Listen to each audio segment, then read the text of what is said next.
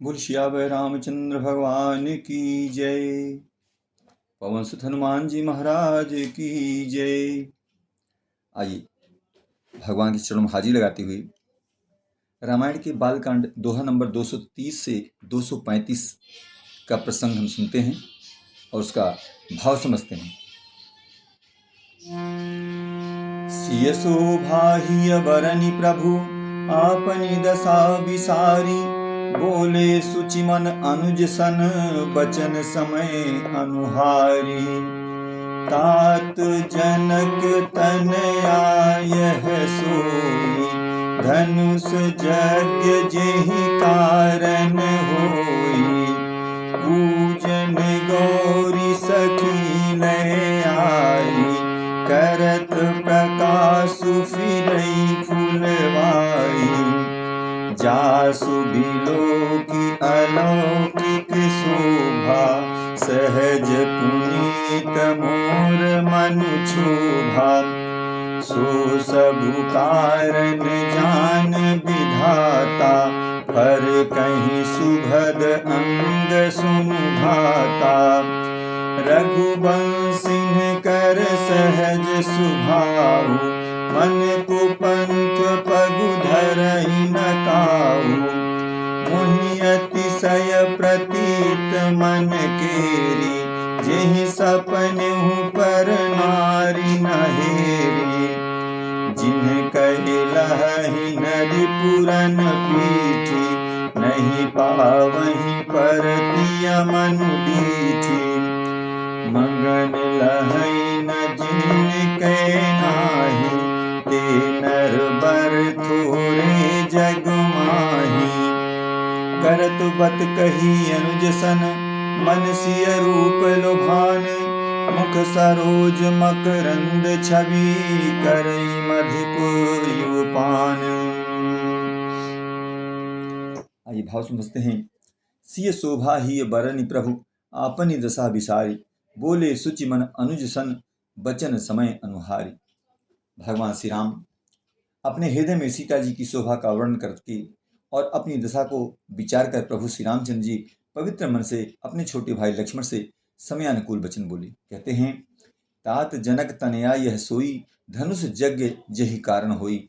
हे तात, ये वही जनक जी की कन्या है जिसके लिए धनुष यज्ञ हो रहा है। सखियां इसे गौरी पूजन के लिए ले आई हैं। यह फुलवाड़ी में प्रकाश करती हुई फिर रही हैं। जिसकी अलौकिक सुंदरता देखकर स्वभाव से ही पवित्र मेरा मन क्षुब्ध हो गया है। वह सब कारण अथवा उसका सब कारण जो भी हो विधाता जाने, किंतु हे भाई सुनो, मेरे मंगलदायक यानी दाहिने अंग फड़क रहे हैं। रघुवंशियों का यह सहज यानी जन्मगत स्वभाव है कि उनका मन कभी कुमार्ग पर नहीं रखता। मुझे तो अपने मन का अत्यंत ही विश्वास है कि जितने यानी जागृत की कौन कहे, स्वप्न में भी पराई स्त्री पर दृष्टि नहीं डाली। रण में शत्रु जिनकी पीठ नहीं देख पाती, अर्थात जो लड़ाई के मैदान से भागते नहीं, पराई स्त्रियां जिनके मन और दृष्टि को नहीं खींच पाती, और भिखारी जिनके यहाँ से नहीं पाते यानी खाली हाथ नहीं लौटते, ऐसे श्रेष्ठ पुरुष संसार में थोड़े ही हैं। करत बत कही अनुज सन, मन सिय रूप लुभान। मुख सरोज मकरंद छवि, करई मधुप यूपान। यूं श्री राम जी छोटे भाई से बातें कर रहे हैं, पर मन सीता जी के रूप में लुभाया हुआ उनके मुख रूपी कमल के छवि रूप मकरंद रस को भौरों की तरह पी रहा है। आगे, चितवत चकित चहूं दिसि सीता, कह गए लिप किशोर मनु चिंता। जहाँ बिलोक मृग सावक नैनी, जनु तहाँ बरसी कमल सित श्रेणी। लता ओट तब सखी न लखाए, श्यामल गौर किशोर सुहाए। देखी रूप लोचन ललचानी, हर से जनु निज निधि पहचानी। थके नयन रघुपति छवि देखे, कल कन्हीं परिहरि निमेषे। अधिक स्नेह देह भय भोरी, शरद ससिंह जनु चितव चकोरी, लोचन मगरामहि उरयानी, दीने पलक कपाट सयानी। जब सिय सखी न प्रेम बस जानी, कही न सकहि कछु मन मुस्कान सकुचानी। लता भवन ते प्रगट भे तेहि अवसर दो भाई, निकसे जन जुग विमल विधु, जलद पटल बिल गाई। आगे भाव है,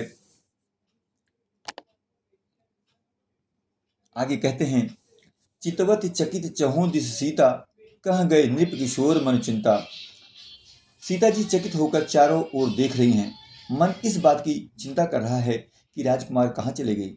बाल मृग नैनी यानी मृग के छौने की सी आंख वाली सीता जी जहां दृष्टि डालती हैं, वहां मानो श्वेत कमलों का कतार बरस रही है।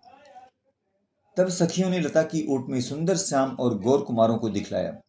उनके रूप को देखकर नेत्र ललचा उठे। वे ऐसे प्रसन्न हुए मानो उन्होंने अपना खजाना पहचान लिया। श्री रघुनाथ जी की छवि देखकर नेत्र थकित निश्चल हो गए। पलकों ने भी गिरना छोड़ दिया। अधिक स्नेह के कारण शरीर विह्वल यानी बेकाबू हो गया, मानो शरद ऋतु के चंद्रमा को चकोरी बेसुध हुई देख रही है। नेत्रों के रास्ते श्री राम जी को हृदय में लाकर चतुर शिरोमणि जानकी जी पलकों के किवाड़ लगा ली, यानी अर्थात नेत्र मूंद कर उनका ध्यान करने लगी। जब सखियों ने सीता जी को प्रेम के बस जाना, तब वे मन में सकुचा गईं, कुछ कह नहीं सकती। लता भवन ते पगड़ भे ते ही अवसर दो भाई, निकसे जन जुग विमल विधु, जलज पटल बिल गाई। अर्थात उसी समय दोनों भाई लता मंडप यानी कुंज में से प्रकट हुए, मानो दो निर्मल चंद्रमा बादलों की पर्दे को हटाकर निकले हों। शोभा शोभा शिव सुभग दो बीरा, नील पीत जल जाभ शरीरा, मोर पंख सिर सोहत नीके, उच्च बीच बीच कुसुम कली के, भाल तिलक सम बिंदु सुहाए, श्रवण सुभग भूषण छवि छाए, विकट भृकुटि कच भूघर वारे, नव सरोज लोचन रत्नारे, चारु चिबुक नासिका कपोला, हास विलास लेत मन मोला, मुख छवि कही न जाई मोहि पाही, जो बिलो की बहु काम लजाही, पुरमणि माल कंबु कल गीवा, काम कलब कर भुज बल सेवा, सुमन समेत बाम कर दोना, सांवर कुंवर सखी सुखिलोना, के हरि कटिपट पीत धर, सुषमा शील निधान, देखी भानुकुल भूषण ही, बिसरा सखिन अपान। तात्पर्य है, शोभा सींव सुभग दो बीरा, नील पीत जल जाभ शरीरा। दोनों सुंदर भाई शोभा की सीमा हैं। उनके शरीर की आभा नीले और पीले कमल की सी है। सिर पर सुंदर मोरपंख सुशोभित हैं। उनके बीच बीच में फूलों की कलियों के गुच्छे लगे हुए हैं। माथे पर तिलक और पसीने की बूंदें शोभायमान हैं। कानों में सुंदर भूषणों की छवि छाई है। टेढ़ी भौहें और घुंघराले बाल हैं। नए लाल कमल के समान रत्नानी यानी लाल नेत्र हैं। ठोड़ी, नाक और गला बड़े सुंदर हैं और हंसी की शोभा मन को मोल लेती है। मुख की छवि तो मुझसे कही ही नहीं जाती, जिसे देखकर बहुत से कामदेव लजा जाते हैं। वक्ष स्तर पर मणियों की माला है। संग के सदृश सुंदर गला है। कामदेव के हाथी के बच्चे की सूंड के समान यानी उतार चढ़ाव वाली एक कोमल भुजाएं हैं एवं कोमल भुजाएं हैं, जो बल की सीमा है। जिसके बाएं हाथ में फूलों सहित दोना है। हे सखी, वह सांवला कुंवर तो बहुत ही सलोना है। केहर कटिपट पीठ धर, सुषमा शील निधान, देखी भानुकुल भूषण बिसरा सखिन अपान।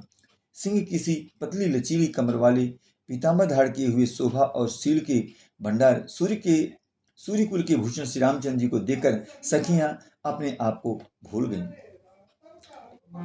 धरि धीरज एक आली सयानी, सीता सन बोली गही पानी। बहुरी गौरी कर ध्यान करेहु, रूप किशोर देखि किन लेहु। सकुचि सिय तब नयन उघारे, सन्मुख दूर घुसिंघ निहारे। नख सिख देखि राम कै शोभा, सुमिरि पिता पनु मनु अति क्षोभा। पर बस सखिन लखी जब सीता, भयउ गहरू सब कहि सभीता। पुनि आहु बयहि बेरिया काली, अस कहि मन बिहसी एक आली। बूढ़ गिरा सुनि सिय सकुचानी, भयउ विलम्ब मातु भय मानी। धरि बड़ी धीर राम उर आने, फिरी अपन पहु पितु बसु जाने। देखन मिस मृग बिहग तरु, फिरहि बहोरी बहोरी। निरखि निरखि रघुबीर छवि, बाढ़ई पीतन थोरी। आइए इसका भाव समझते हैं। धरि धीरज एक आली सयानी, सीता सन बोली गही पानी। एक चतुर सखी धीरज धरकर हाथ पकड़कर सीता जी से बोली, गिरिजा जी का ध्यान फिर कर लेना, इस समय राजकुमार को क्यों नहीं देख लेती। तब सीता जी ने सकचाकर नेत्र खोले और रघुकुल के दोनों सिंहों को अपने सामने यानी खड़े हुए देखा। नख से शिखा तक श्री राम जी की शोभा देखकर और फिर पिता का प्रण याद करके उनका मन बहुत क्षुब्ध हो गया। जब सखियों ने सीता जी को परवश यानी प्रेम के बस देखा, तब सब भयभीत होकर कहने लगी, बड़ी देर हो गई, अब चलना चाहिए, कल इसी समय फिर आएंगे। ऐसा कहकर एक सखी मन में हंसी। सखी की यह रहस्यमयी वाणी सुनकर सीता जी सकचा गई। देर हो गई जान उन्हें माता का भय लगा। बहुत धीरज धर कर वे श्री रामचंद्र जी को हृदय में ले आई और उनका ध्यान करती हुई अपने को पिता के अधीन जानकर लौट चली। देखन मिस मृग बिहग तरु, फिरई बहोरी बहोरी। निरखि निरखि रघुवीर छवि, बाढ़े प्रीत ने थोर। मृग पक्षी और वृक्षों को देखने के बहाने सीता जी बार बार घूम जाती और श्री राम जी की छवि देख देखकर उनका प्रेम कम नहीं बढ़ रहा है, अर्थात बहुत ही बढ़ता जाता है। जानी कठिन शिव चाप बिसूरती, चली राखी उर श्यामल मूरति। प्रभु जब जात जान की जानी, सुख सनेह शोभा सुख गुण खानी। परम प्रेम मय मृदुमसी कीनी, चारु चित्त भीति लिखि लेनी। गई भवानी भवन बहोरी, बंदी चरण बोली कर जोरी। जय जय जय गिरिवर, जय जय जय गिरिवर राज किशोरी। जय महेश मुख चंद सकोरी, जय गज बदन खडानन माता। जगत जननी दामिनी दुति दाता, नहीं तब आदि मध्य अवसाना। अमित प्रभाव वेदु नहीं जाना, भव भव विभव पराभव कारिणी। विश्व विमोहनि स्वबस बिहारिणी। पति देवता सुतीय महु, मातु प्रथम तव रेख। महिमा अमित न सकहि कही, सहस शारदा शेष। भाव है, जानी कठिन शिव चाप बिसूरति, चली राखी उर श्यामल मूर्ति। शिव जी के धनुष को कठोर जानकर वही बिसूरती यानी मन में विलाप करती हुई हृदय में श्री राम जी की सांवली मूर्ति को रखकर चली। शिव जी की धनुष की कठोरता का स्मरण आने से उन्हें चिंता होती थी कि ये सुकुमार रघुनाथ जी उसे कैसे तोड़ेंगे? पिता के प्रण की स्मृति से उनके हृदय में क्षोभ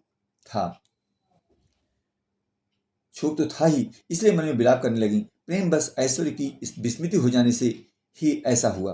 फिर भगवान के बल का स्मरण आते ही वह हर्षित हो गई और सांवली छवि को हृदय में धारण करके चली। प्रभु श्री राम जी ने जब सुख, स्नेह, शोभा और गुणों की खान श्री जानकी जी को जाती हुई जाना, तब परम प्रेम की कोमल स्याही बनाकर उनके स्वरूप को अपने सुंदर चित्त रूपी भित्ति पर चित्रित कर लिया। सीता जी पुनः भवानी के मंदिर गईं और उनके चरणों की वंदना करके हाथ जोड़कर बोली, जय जय जय गिरिवर राज किशोरी, जय महेश मुखचंद चकोरी। हे श्रेष्ठ पर्वतों के राजा, हिमाचल की पुत्री पार्वती, आपकी जय हो, जय हो। हे महादेवी जी, मुख रूपी चंद्रमा की ओट टकटकी लगाकर देखने वाली चकोरी, आपकी जय हो। हे हाथी के मुख वाले गणेश जी और 6 मुख वाले स्वामी कार्तिक जी की माता, हे जगजननी, हे बिजली की सी कांतियुक्त शरीर वाली, आपकी जय हो। नहीं तब आदि मध्य अवसाना, अमित प्रभाव वेद नहीं जाना। भव भव विभव पराभव कारिणी, विश्व विमोहन स्वबस विहारिणी। आपका ना आदि है, ना मध्य है और ना अंत है। आपके असीम प्रभाव को वेद भी नहीं जानते। आप संसार को उत्पन्न, पालन और नाश करने वाली हैं, विश्व को मोहित करने वाली और स्वतंत्र रूप से विहार करने वाली हैं। पति देवता सुतीय मोह, मातु प्रथम तव रेख, महिमा अमित न सकहि कही, सहज शारदा शीस। इस प्रकार से हमने दोहा नंबर 230 से 235 का श्रवण किया।